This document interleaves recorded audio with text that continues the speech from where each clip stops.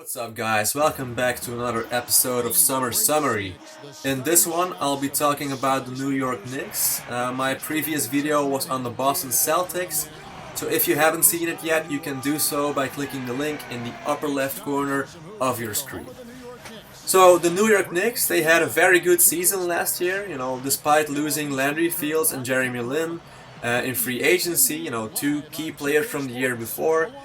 They did get Raymond Felton back, who performed well for them in the past, and they re-signed a few key players like J.R. Smith and Steve Novak, while assistant coach Mike Woodson became the head coach as well. So with last year's roster, they managed to get some nice win streaks, including one that went on for 13 games, tying the third longest in franchise history. So after clinching the Atlantic Division title, they won their first round in the playoffs against the Celtics, making it their first playoff win since 2000. But they couldn't get past the Pacers in the second round after 6 games. I do think they expected to get a bit further, but let's see what they changed this summer to make that happen this year. They signed 2 rookies. One of them is CJ Leslie, and the other one is Tim Hardaway Jr., son of Tim Hardaway, of course, who is best known for his time with the Miami Heat. At this moment, they invited a lot of people to their training camp as well, including Senator Cole Aldrich, who played for the Sacramento Kings last year.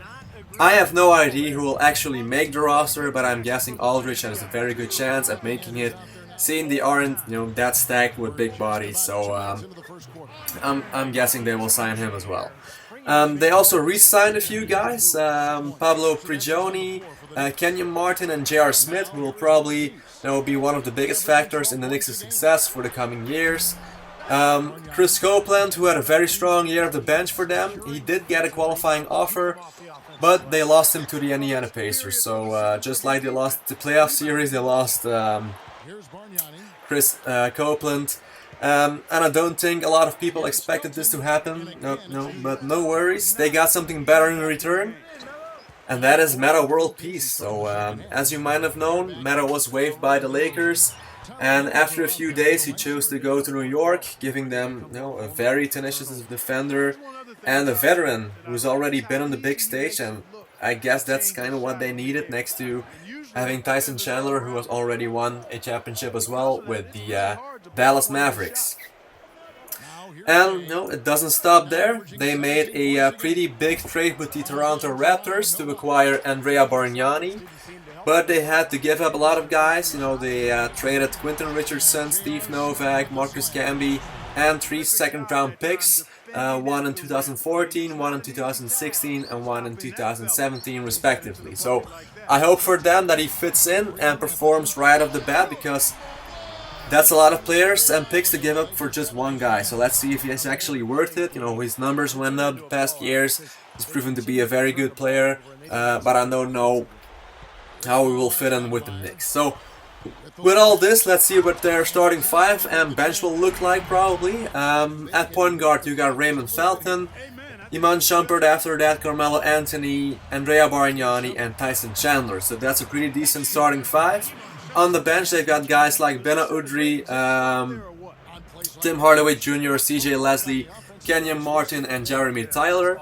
And then you got Pablo Prigioni, J.R. Smith, Metta World Peace, Amaro Stoudemire, and probably Cole Aldrich as well. So pretty stacked if you ask me. They've got a lethal lineup with guys who are all able to shoot the ball from, I'd say, anywhere on the court. Plus they've got the Defensive Player of the Year in Tyson Chandler.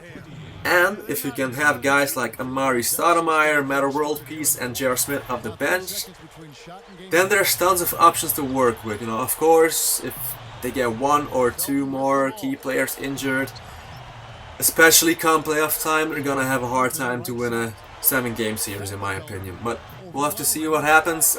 New York will definitely be a team to watch. I'm very curious where they will end next year. There's still the Pacers and the Bulls. They both have a legit shot at knocking Miami from their throne, but I bet New York is going to be right up there with them. So do they have the chance to actually win a title? I'm not sure, but they'll definitely be a pain in the ass to play against. So that was it for the Knicks. Next up are the Philadelphia 76ers. Thanks again for watching, and don't forget to like and subscribe. Peace out.